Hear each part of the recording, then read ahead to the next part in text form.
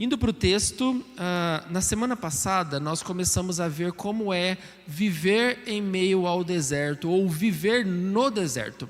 Nós já sabemos que a nossa vida nesse mundo é uma peregrinação. Nós não estamos num resort, onde nós podemos ficar tranquilos, curtindo a brisa no rosto, e nós não estamos aqui para fazer acampamento e permanecer nesse mundo. O que nós sabemos daquilo que a palavra de Deus nos ensina é que nós somos peregrinos nessa terra. A nossa morada fixa não é aqui. Estamos apenas de passagem e o nosso coração deseja o novo céu e a nova terra. Nós ansiamos por estar com Jesus Cristo para sempre. Então, quando nós olhamos para esse mundo, nós não nos acostumamos com ele. Como Paulo escreve em Romanos, nós não nos moldamos a esse mundo, porque esse mundo não é a nossa casa, esse mundo não tem a nossa cara, esse mundo não é para nós nos estabelecermos e fixarmos residência, esse mundo é passageiro. E então nós entendemos que estamos num deserto, assim como o povo de Israel viveu no deserto por 40 anos, mas eles não se acostumavam a ficar no deserto. O que eles almejavam era a terra prometida, e isso é o mesmo tipo de vida que nós vivemos hoje. Nós peregrinamos por esse deserto, mas o nosso coração tem ansiedade pelo novo céu e pela nova terra. E na semana passada a gente viu que o deserto, ele é a escola de Deus para nós.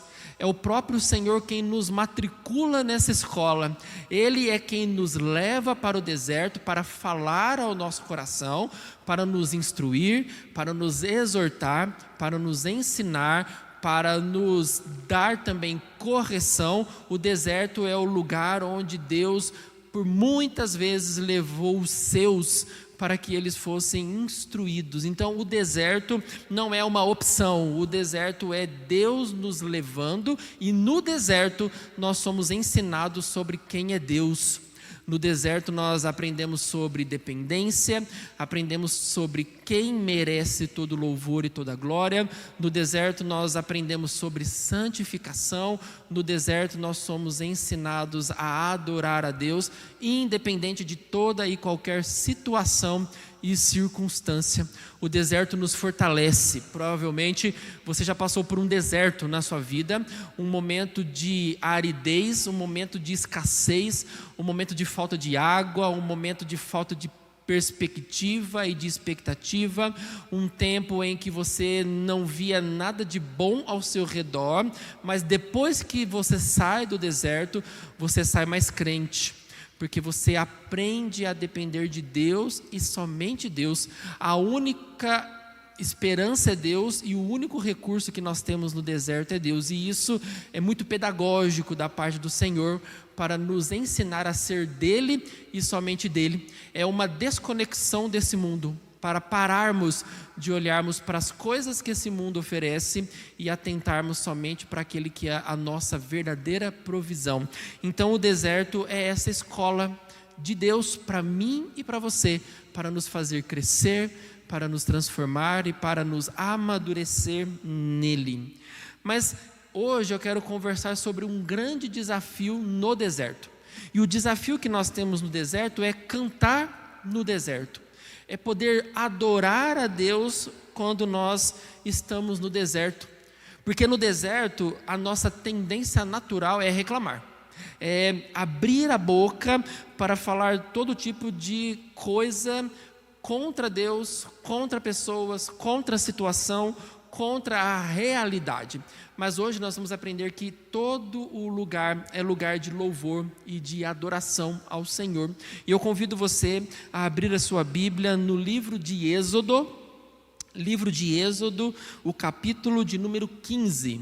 Êxodo, capítulo de número 15, e eu quero ler do verso 1 até o verso de número 21. Livro de Êxodo, capítulo 15, versículos de número 1 a 21. Então Moisés e os filhos de Israel entoaram este cântico ao Senhor. Cantarei ao Senhor, porque triunfou gloriosamente. As profundas os cobriram, desceram as profundezas como pedra. A tua mão direita, ó Senhor, é gloriosa em poder. A tua mão direita, ó Senhor, despedaça o inimigo. Na grandeza da tua excelência, derrubas os que se levantam contra ti. Envias o teu furor, que os consome como palha. Com o sopro das tuas narinas amontoaram-se as águas, as correntes pararam em montão, as águas profundas se tornaram sólidas no coração do mar. O inimigo dizia: perseguirei, alcançarei, repartirei os despojos. A minha alma se fartará deles, arrancarei a minha espada e a minha mão o destruirá. Sopraste com o teu vento e o mar os cobriu, afundaram-se como chumbo em águas impetuosas. Ó Senhor, quem é como tu entre os deuses? Quem é como tu, glorificado em santidade, terrível em feitos gloriosos, que operas maravilhas? Estendestes a mão direita e a terra os engoliu. Com a tua bondade guiaste o povo que salvaste, com a tua força o levaste à habitação da tua santidade. Os povos ouviram e estremeceram, agonias apoderaram-se dos habitantes da Filístia. Então os chefes de Edom se perturbaram, dos poderosos de Moabe se apodera temor, esmurecem todos os habitantes de Canaã. Sobre eles cai espanto e pavor, pela grandeza do teu braço emudecem como pedra, até que passe o teu povo, ó Senhor, até que passe o povo que adquiriste. Tu o introduzirás e o plantarás no monte da tua herança, no lugar que preparaste, ó Senhor, para a tua habitação, no santuário, ó Senhor, que as tuas mãos estabeleceram. O Senhor reinará por todo sempre. Porque os cavalos de Faraó, com os seus carros de guerra e com os seus cavaleiros, entraram no mar, e o Senhor fez com que as águas do mar voltassem e os cobrissem. Mas os filhos de Israel passaram a pé enxuto pelo meio do mar. A profetisa Miriam, irmã de Arão, pegou um tamborim, e todas as mulheres saíram atrás dela com tamborins e com danças. E Miriam lhes respondia: cantem ao Senhor, porque triunfou gloriosamente e lançou no mar o cavalo e o seu cavaleiro. O que é adorar ao Senhor? Adorar a Deus é bem dizer aquele que está sentado no trono. É poder abrir a boca e compor poemas, canções que adorem ao Senhor, que deem glórias ao nome do Senhor. Mas nós não adoramos a Deus apenas quando cantamos. Nós temos geralmente esse costume de, no momento de culto, chamarmos as pessoas à adoração quando o Ministério de Música vai conduzir a igreja com canções. Mas nós, na verdade, adoramos a Deus com tudo o que nós fazemos. Então, nós adoramos a Deus quando nós lemos a palavra, nós adoramos a Deus quando oramos, nós adoramos a Deus quando estamos trabalhando, nós adoramos a Deus quando estamos reunidos à mesa em família. Então toda a vida do cristão é uma vida de adoração. Toda a nossa peregrinação envolve adoração ao Senhor. E nesse capítulo de número 15, Moisés adora a Deus cantando com o povo o que Deus fez. O que eles viveram é agora motivo de adoração e de reconhecimento de que Deus realizou uma grande obra. O que aconteceu foi: Deus libertou o povo do Egito da escravidão, depois de 430 anos reféns de Faraó.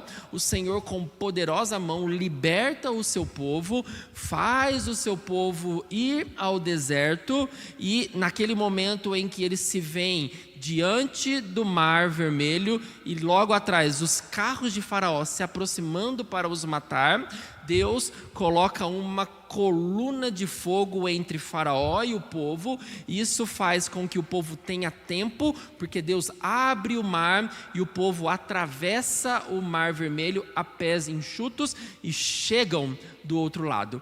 Quanto a Faraó e os seus cavaleiros, eles tentam seguir o mesmo caminho, mas esse caminho foi aberto por Deus para o seu povo e não para os inimigos do povo do Senhor. E então, quando o exército de Faraó está entre o Mar Vermelho, procurando passar por esse caminho, as águas novamente baixam e são mortos todo o exército de Faraó.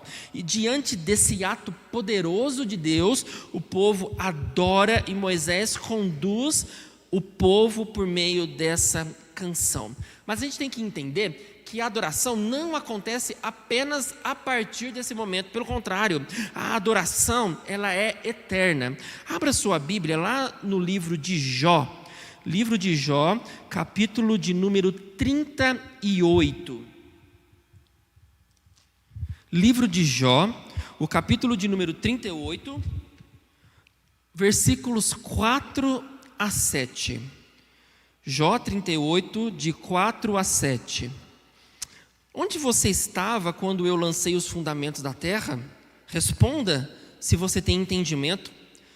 Quem determinou as medidas da terra, se é que você o sabe? Ou quem estendeu sobre ela uma linha de medir? Sobre o que estão firmadas as suas bases? Ou quem lhe assentou a pedra angular? Quando as estrelas da alva juntas alegremente cantavam e todos os filhos de Deus gritavam de alegria. Percebam que nessa passagem onde Deus questiona Jó, o Senhor mesmo diz: as estrelas da alva alegremente cantavam. Então, antes de haver qualquer coisa, já havia a adoração ao Senhor, e isso vai continuar por toda a eternidade. Salmo 115, versículo 18 diz: nós, porém, bendiremos o Senhor, desde agora e para sempre, aleluia. Então a adoração não é algo que vai acontecer em apenas algumas circunstâncias, mas a adoração é algo que vai acontecer para sempre. A adoração é eterna, por todas as gerações, por todas as eras, em todo o tempo, em toda e qualquer situação e circunstância. A adoração, ela deve acontecer em tudo que nós vivemos, em todas os momentos de vida que nós experimentamos. A adoração se faz presente na vida do cristão. Ela não é momentânea, ela não é apenas para alguns aspectos da vida ou para alguns momentos da nossa vida, mas a gente aprende que em todo o tempo a adoração sempre existiu e Deus é digno dessa adoração. Mas o que nós adoramos? O que nós cantamos? Paulo, lá em Colossenses, capítulo 3, versículo 16, diz assim: habite ricamente em vós a palavra de Cristo, instruí-vos e aconselhai-vos mutuamente em toda a sabedoria, louvando a Deus com salmos e hinos e cânticos espirituais, com gratidão em vosso coração. Percebam que Paulo começa dizendo que a palavra de Deus habite em vocês, e ao habitar a palavra de Deus em vocês, vocês vão louvá-lo com salmos, com hinos, com cânticos espirituais. Então o que nós cantamos é porque a palavra de Deus habita em nós. Nós cantamos aquilo que a palavra de Deus nos instrui e nos exorta a cantar. O que brota do coração do adorador é a palavra de Deus que habita dentro de nós. Se a palavra de Deus não faz morada em você, você não tem o que cantar. Se a palavra de Deus não faz sentido para você, se você não estima a palavra de Deus, e se a palavra de Deus não habita você, você não consegue abrir a boca para cantar, você não tem o que cantar, porque você é vazio de conteúdo para adorar ao Senhor. A palavra de Deus é exatamente o que nos preenche, e à medida que a gente lê a palavra de Deus, nós vamos tendo repertório para poder adorar ao Senhor. Mas se você simplesmente escolhe ficar vazio, se você simplesmente decidiu não ler a Bíblia, não conhecer a Deus, não ser instruído pela palavra do Senhor, quando você abrir a boca, o que vai sair daí é apenas sujeira, é apenas o que não deve, é apenas coisas más, é apenas mentira, é apenas fofoca, é apenas intriga e tudo o que a nossa língua pode fomentar de mal. Por isso Paulo ele já começa instruindo eu e você. Olha, vocês vão adorar a Deus, então que a palavra dele habite em vocês. Porque só assim, a partir da habitação da palavra dentro de vocês, é que vocês vão poder louvar a Deus. E vocês vão fazer isso como? Com salmos. Perceba que Paulo está dizendo, olha, quando nós cantamos, nós vamos para a palavra.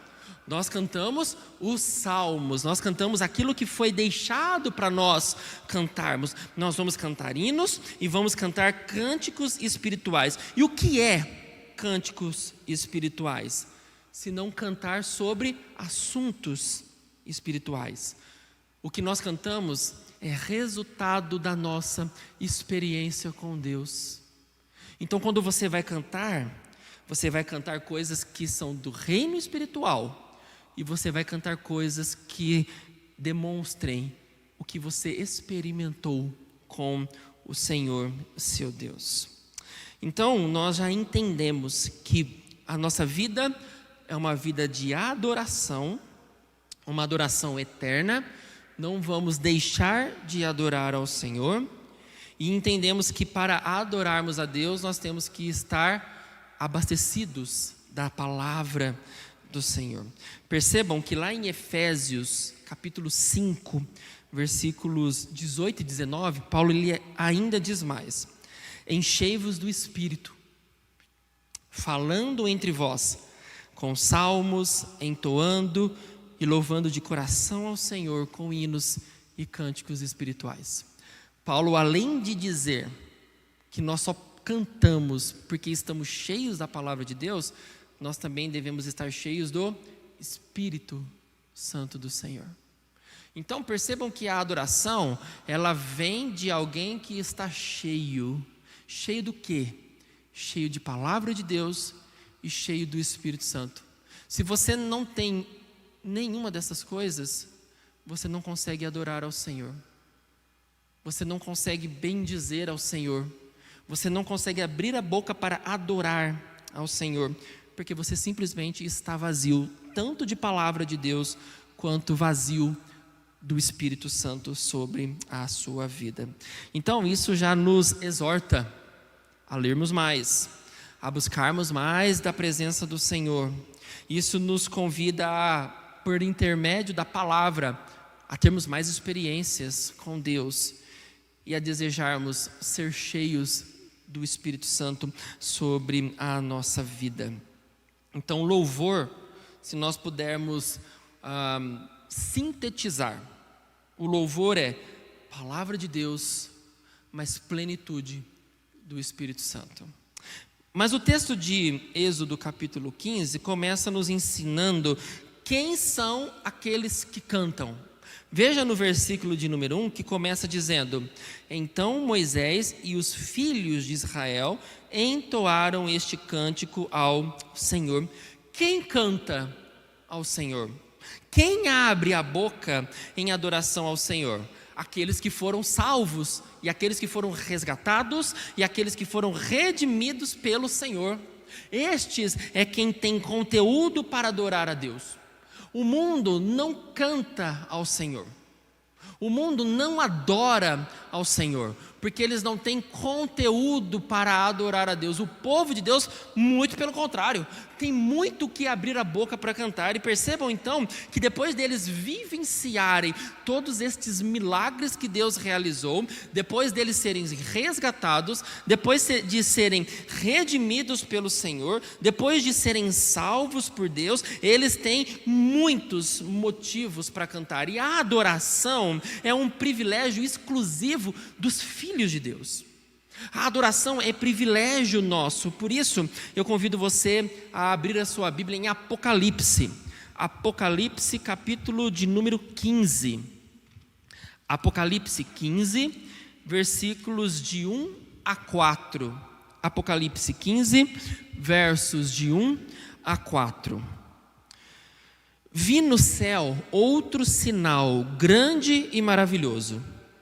7 anjos que tinham os 7 últimos flagelos, pois com estes se consumou a ira de Deus. Vi como que um mar de vidro misturado com fogo, e também os que venceram a besta, a sua imagem e o número do seu nome. Eles estavam em pé junto ao mar de vidro, tendo harpas que lhes foram dadas por Deus, e entoavam o cântico de Moisés, servo de Deus, e o cântico do Cordeiro, dizendo: Grandes e admiráveis são as tuas obras, Senhor Deus Todo-Poderoso. Justos e verdadeiros são os seus caminhos, ó Rei das nações. Quem não temerá e não glorificará o teu nome, ó Senhor?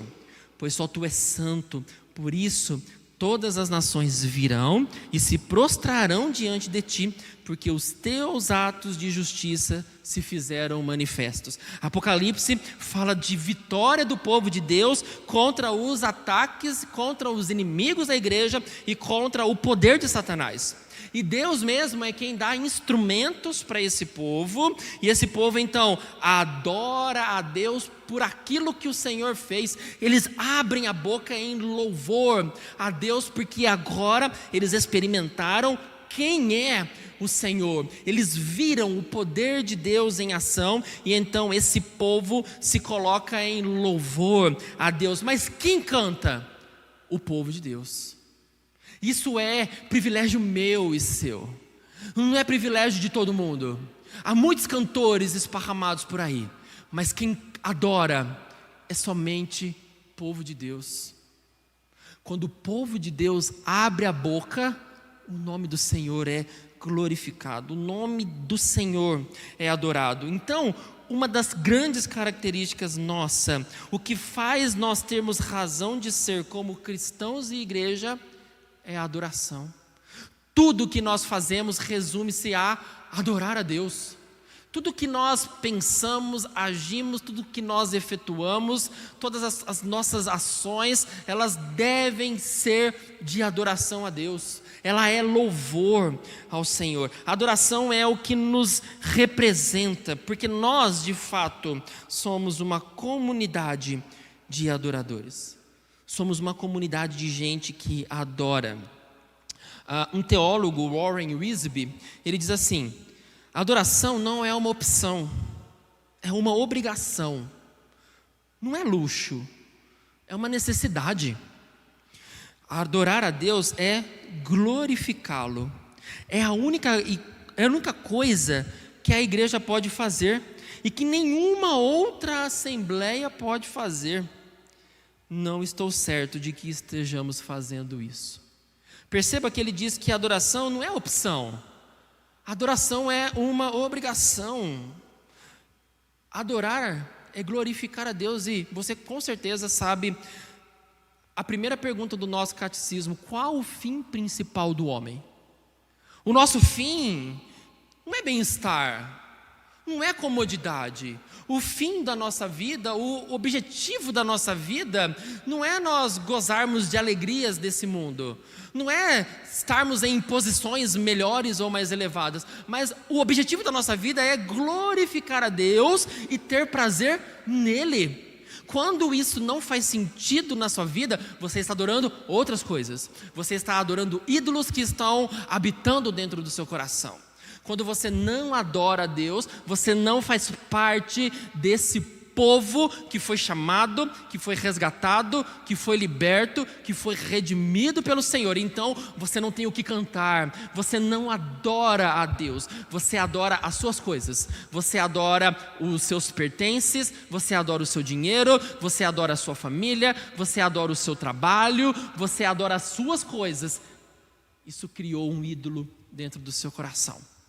Se o que você abre a boca para adorar não for única e exclusivamente Deus, você não está fazendo parte desse privilégio que Deus deu aos seus filhos. Porque a adoração é para mim e para você. Percebam que Moisés escreve então: Moisés e os filhos de Israel entoaram esse cântico ao Senhor. Então, não perca de vista o privilégio de adorar ao Senhor. Adorar a Deus com o que Ele deu para você. Adorar a Deus em qualquer situação. Não apenas quando tudo te vai bem, mas você adora a Deus até mesmo nas crises, nas perdas, nas necessidades, porque em tudo isso você consegue ver Deus cuidando de você. Quando você perde isso de vista, você não adora ao Senhor. Mas a segunda pergunta é: para quem eles cantaram? Olha o versículo de número 1 ainda, a parte B.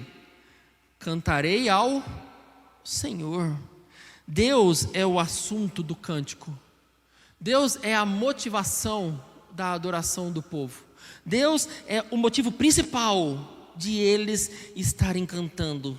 Deus é o tema de toda a adoração. Nós não temos outro motivo de adoração. Nós não temos outro tema pelo qual nós adoramos. Nós não temos outras motivações para adorar. E você vai perceber que os 21 versos do capítulo 15 que nós lemos é tudo sobre Deus, sobre quem Deus é e sobre o que Deus fez.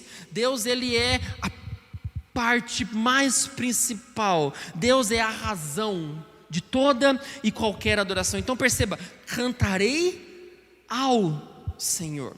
E isso contrasta muito com o nosso tempo, porque hoje as músicas que cantamos, os poemas que fazemos, eles falam mais sobre nós do que sobre Deus.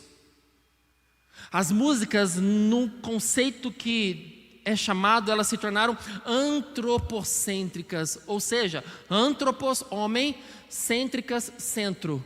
As músicas hoje colocam o homem no centro. Isso não é adoração. Isso não é adoração a Deus. As músicas falam mais sobre o que eu quero, sobre os meus determinismos, sobre os meus desejos, sobre as minhas vontades, sobre as minhas necessidades. Quando na verdade as nossas músicas deveriam ser sempre: grandioso és tu. As nossas músicas devem entronizar ao Senhor quando nós cantamos ao único que é digno de receber. As nossas músicas têm que dizer quão grande é o Senhor. As nossas músicas devem sempre colocar Deus no centro, porque Ele é o motivo de todo louvor, de toda honra e de toda glória. E não essas canções que são cantadas por aí, onde o homem ele é a peça mais importante, onde o homem deve ser atendido em todas as suas necessidades, onde o homem, onde a mulher, onde a criatura, ela é colocada num alto lugar, e Deus é tido como um servo dessa criatura. Isso não é adorar a Deus. Isso não é a adoração para nós cantarmos. Isso não é algo para nós termos nas nossas playlists, porque isso nos engessam. Então nós temos que aprender a fazer esse filtro do que nós estamos ouvindo. Aí a gente volta lá para o começo. Como eu faço esse filtro do que eu ouço? Quando você tem palavra de Deus e quando você tem plenitude do Espírito Santo, essas coisas somadas fazem você ouvir certas coisas e isso doer o seu ouvido, porque isso não revela em nada quem é o Senhor. Então, qual é o motivo da adoração do povo de Deus? O Senhor. Cantarei ao Senhor, porque Ele triunfou gloriosamente, porque Ele lançou no mar o cavalo e o seu cavaleiro. E então, a partir do verso 2, nós começamos a ver o que eles adoram da parte de Deus. Dos versos 2 a 10, eles cantam a superioridade de Deus sobre Faraó e sobre o seu poderoso exército. Eles veem que Deus é superior à grande potência mundial chamada Egito.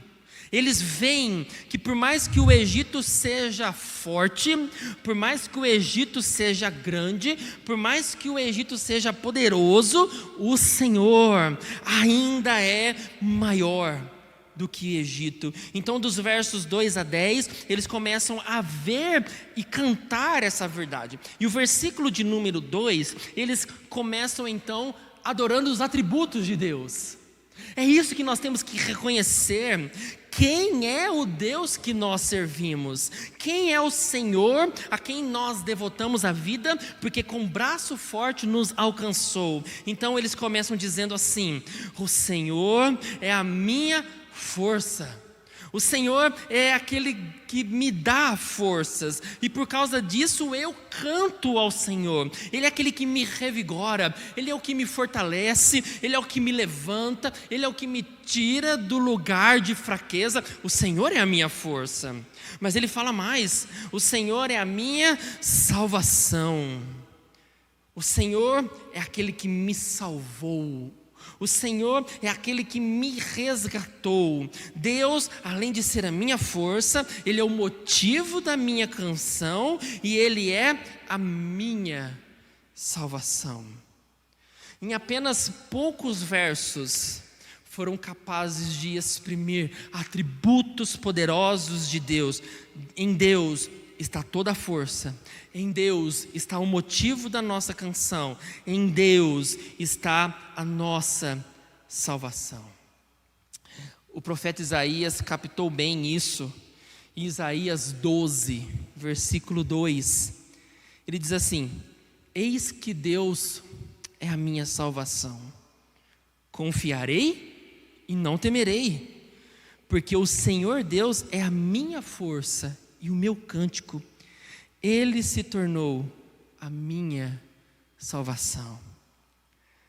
Adora os atributos de Deus, adora Deus pela sua força, adora Deus pela salvação, adora Deus por tudo aquilo que Ele faz. Este é o meu Deus, portanto eu o louvarei. Mas ele continua ainda reconhecendo atributos de Deus, reconhecendo que Deus é o Deus da aliança, quando no final do verso 2 ele diz: Ele é o Deus de meu Pai, por isso o exaltarei. O que Israel está cantando?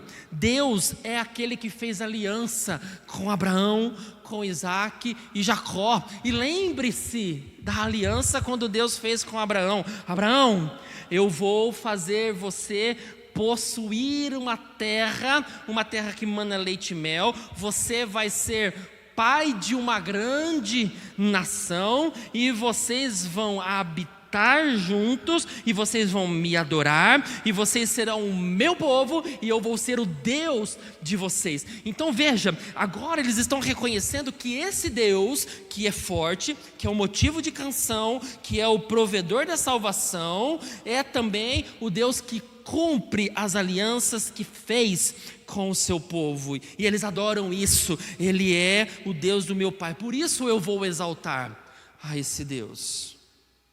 Por isso eu vou abrir a boca e vou cantar louvores a esse Deus que não mudou de plano. Por mais que o tempo passou, Deus não mudou de plano. E então, dos versos 3 a 10, eles começam a ver quão poderoso é o braço do Senhor. Nenhum exército humano é capaz de vencer e de resistir o poder do Senhor. Nenhum império humano é capaz de ser mais do que o Senhor. Por melhores e mais fortes, por mais armamentados que eles estejam, eles ainda são fracos diante do Senhor. Percebam no versículo 3, ele é homem de guerra.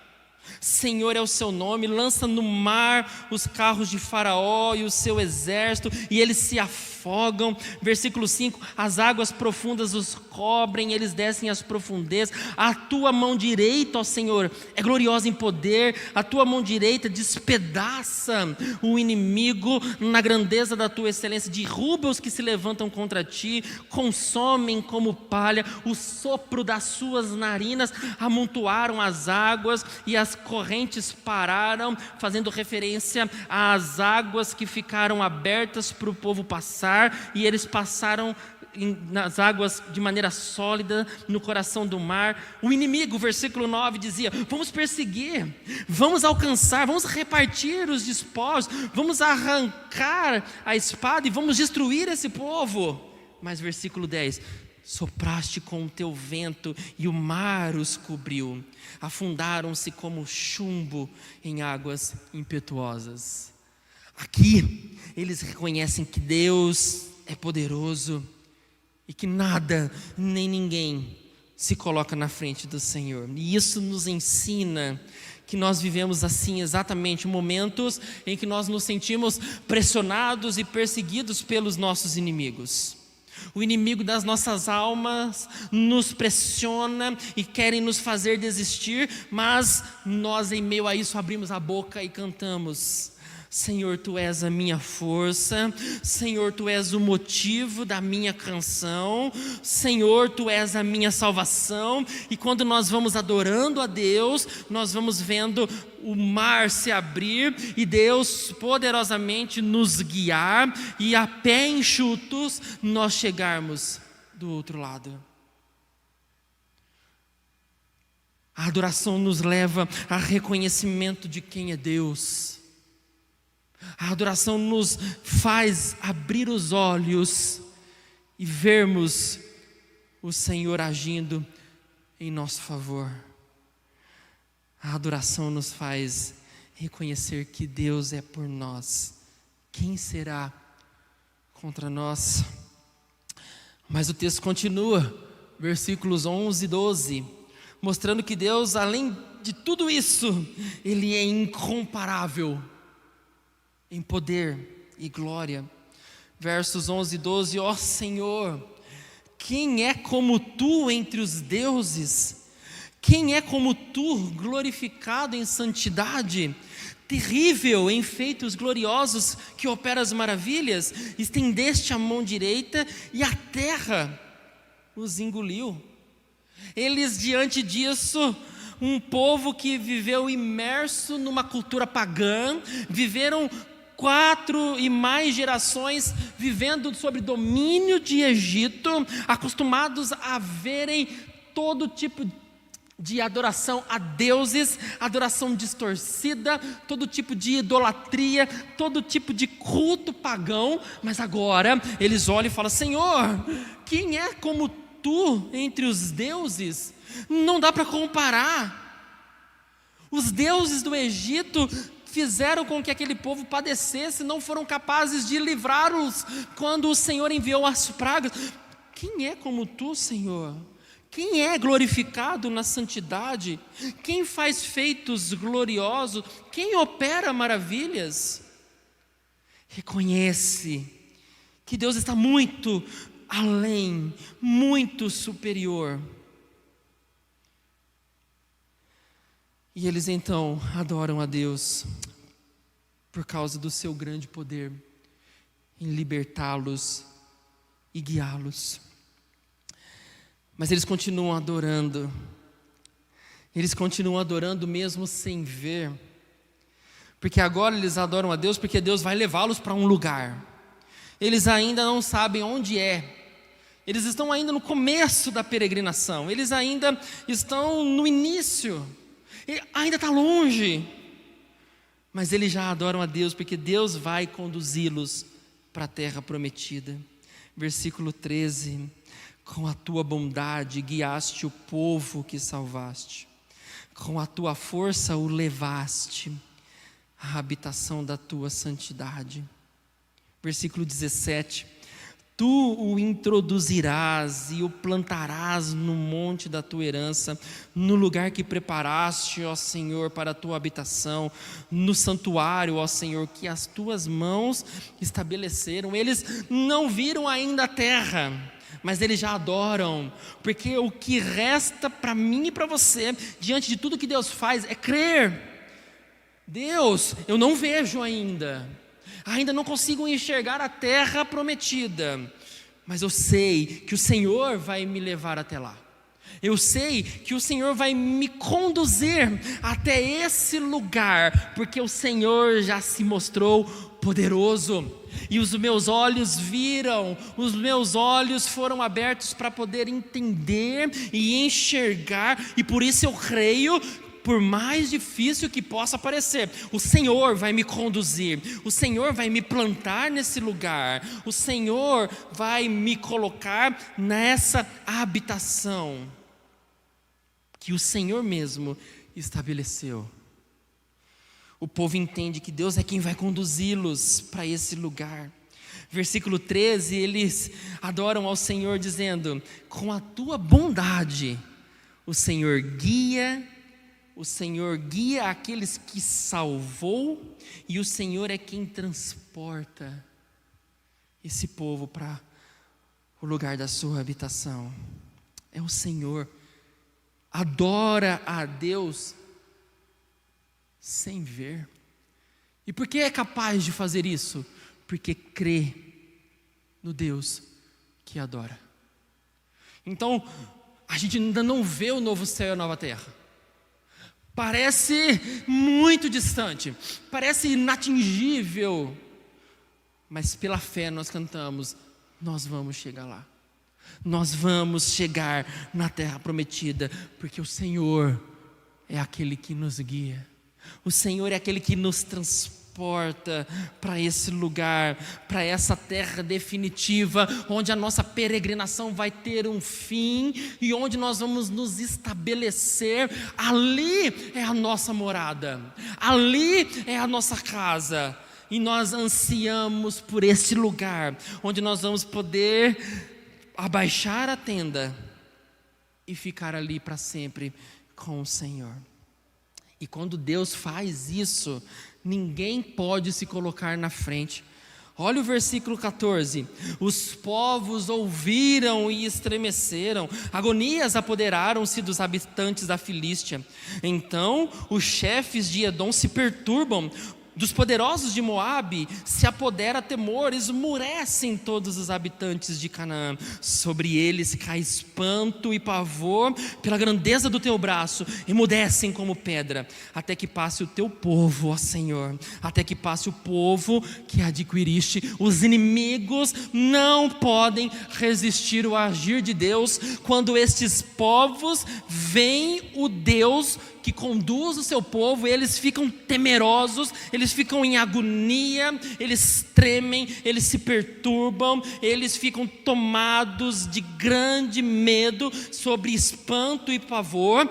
Eles ficam mudos diante do poder de Deus, porque eles veem que é Deus quem conduz o seu povo para o lugar que Ele mesmo adquiriu. O Senhor não mudou, irmãos. Os inimigos estão aí para nos fazer desistir da caminhada, estão querendo deixar o deserto ainda pior, estão querendo deixar a nossa peregrinação mais difícil, mas o Senhor está na frente conduzindo, e inimigo nenhum pode se levantar diante daqueles que o Senhor está na frente. E eles cantam essa verdade, adoram a Deus, porque Ele faz isso. Versículos 18 e 19, reconhece que Deus é Rei, reconhecem que o Senhor é poderoso. Os reinos desse mundo passam, eles viram isso com os olhos. O rei poderoso, o grande Egito caiu, o poderoso exército, um reino aparentemente inabalável caiu, e eles cantam: o Senhor reinará por todo sempre.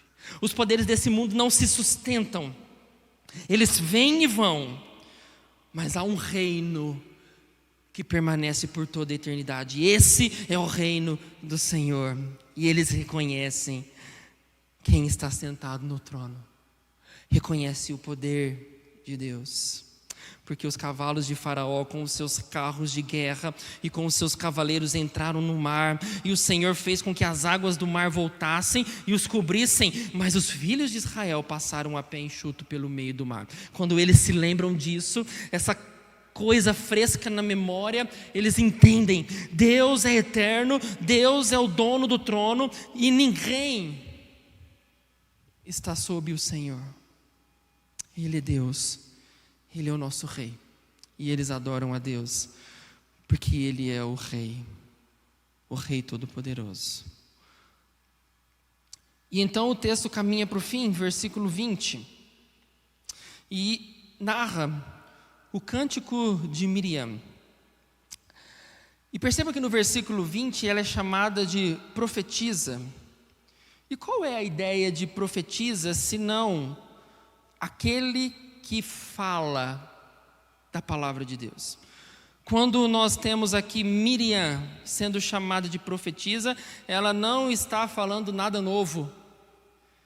Ela não está aqui tendo uma revelação nova e superior a tudo que já experimentaram. Porque na nossa concepção, profeta é aquele que vem com palavras novas, vem com coisas novas de Deus, com revelações novas. Nada a ver.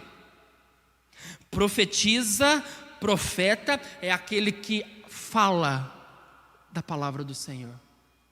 Então, se alguém se intitula profeta, mas não abre a Bíblia, é um falso profeta.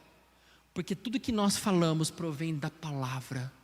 Nós não precisamos de revelações novas, porque nós já temos tudo o que precisamos aqui, registrado ao longo de séculos e deixado para nós. Nós temos aqui. Então, percebam que ela é chamada de profetisa, porque ela fala do que Deus está fazendo. Abra sua Bíblia lá em 1 Crônicas, primeiro livro das Crônicas, capítulo 25.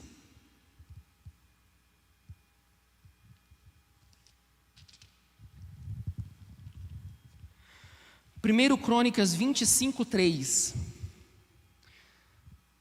Quanto à família de Jedutum, os filhos Gedalias, Zeri, Jesaías, Simei, Asabias e Matatias, 6 ao todo, sob a direção de Jedutum, seu pai, que profetizavam com harpas, louvando e dando graças ao Senhor.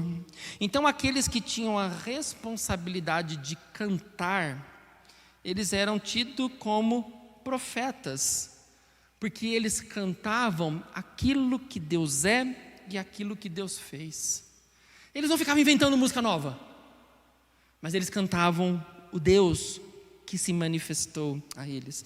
Por isso Miriam é tida como uma profetisa. Mas o que ela faz com algumas mulheres não é reproduzindo algo para o qual nós também devemos fazer.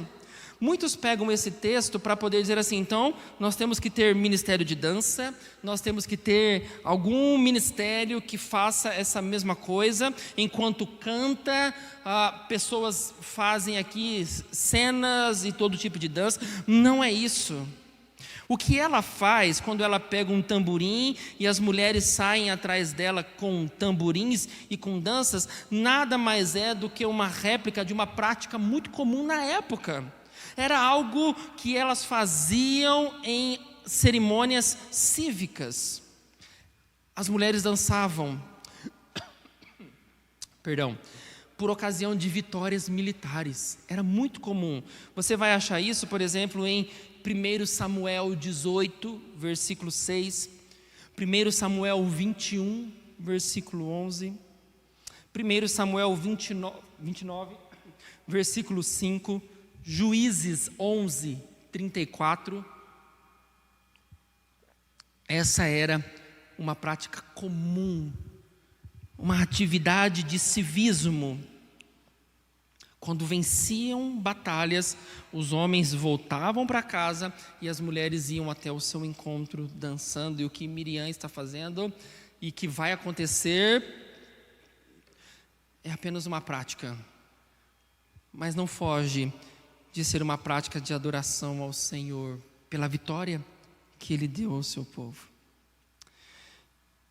E o cântico de Miriam nada mais é do que uma repetição daquilo que Moisés e o povo cantou. Comparem o que ela canta no versículo 21 com a parte B do versículo de número 1 do capítulo 15. São as mesmas palavras, são as mesmas instruções. Cantem ao Senhor, porque triunfou gloriosamente, lançou no mar o cavalo e o seu cavaleiro. E nós temos então o motivo do que cantamos, ou por que cantamos. Nós cantamos porque a vitória já é nossa, em nome de Jesus. Cantamos porque o Senhor é o vencedor. O Senhor derrubou, destruiu os nossos inimigos. Cantamos em adoração ao que Deus fez por nós. Portanto, nós precisamos aprender a cantar no deserto. Precisamos aprender a abrir a boca e reconhecer quem Deus é, o que Ele fez, reconhecer os seus atributos, o seu grande poder, reconhecer que Ele é superior a todos e quaisquer deuses. Precisamos reconhecer que Deus vai nos levar a salvo para a nossa verdadeira habitação e que Ele está sentado no trono. São verdades que nós devemos, como igreja, abrir a boca e entoar. É adoração a Deus, é louvor ao Senhor. E o povo canta no deserto. Quando tudo parecia perdido, quando todas as coisas estavam caminhando para o fracasso, Deus faz, e então eles cantam em adoração ao Senhor. E como nós aprendemos isso ao longo das Escrituras? Jesus, quando estava reunido com os seus discípulos, prestes a ir para o Calvário, estavam ali orando. Mateus 26:30 diz: e tendo cantado um hino, saíram para o Monte das Oliveiras. Jesus sabia o que estava por vir. Eles estavam orando e Jesus faz aquela oração de súplica, de cuidado. Pai, se possível, passa de mim esse cálice, mas não seja feita a minha vontade, a sua. Ele em agonia, sua sangue, mas depois que ele ora, mesmo sabendo o que estava por vir, eles cantam um hino e saem. Um outro exemplo que nós temos é de Paulo e Silas lá em Atos. Aqueles homens, depois de apanharem muito, feridos, estão encarcerados, mas o que eles fazem? No deserto, eles cantam e adoram ao Senhor que está cuidando de nós. Nós também precisamos aprender a cantar ao Senhor no deserto, porque o Senhor está cuidando de nós. Cantamos por aquilo que Ele ainda vai fazer, mas que nós sabemos que vai acontecer. Nós já adoramos por aquilo que Ele fez, por aquilo que Ele faz e por aquilo que Ele fará. Isso é adoração. Isso é o chamado nosso para glorificarmos ao Senhor em todo o tempo da nossa vida. E isso vai se prolongar, porque a nossa eternidade com Jesus vai ser de adoração. Aquele que é santo, santo, santo. A nossa vida resume-se a adorar ao Senhor e nós somos convocados exatamente para isso. Que Deus abençoe a sua vida, que a sua vida seja de profunda adoração a Deus e que você tenha conteúdo para adorar. Que você seja cheio, cheia da palavra e cheio do Espírito Santo. Oremos. Obrigado, Deus, por esta manhã. E obrigado pela Tua palavra. Deus, obrigado pelo privilégio de podermos adorar ao Senhor. Obrigado porque esse é um privilégio dado a nós, povo do Senhor, para podermos bendizer e engrandecer a Ti. Deus, que o Senhor nos abençoe e nos faça ser cheios da palavra do Senhor e cheios do Teu Santo Espírito, para podermos abrir a boca e ao abrirmos a boca, a adoração genuína, verdadeira, sólida, seja feita ao Senhor. Adoração de gente crente que entendeu o seu pecado, mas reconhece a salvação em Jesus. Que a gente possa, ó Deus, se reunir como um povo para poder cantar louvores ao Senhor que é digno para sempre. E que o Senhor, ó Deus, receba o louvor, que o Senhor receba a nossa adoração e que a glória seja dada ao seu nome por meio do povo que o Senhor salvou e libertou. Que isso, Deus, enche o nosso coração nessa manhã para poder passar esse domingo adorando a Ti, seja lá fazendo o que for, mas que cada pensamento, atitude, palavra nossa glorifique a Ti e somente a Ti, e que isso seja para a nossa vida, para toda a nossa caminhada com o Senhor. Te dou graças, ó Deus, e que o Senhor cuide de nós. Eu oro em nome de Jesus. Amém.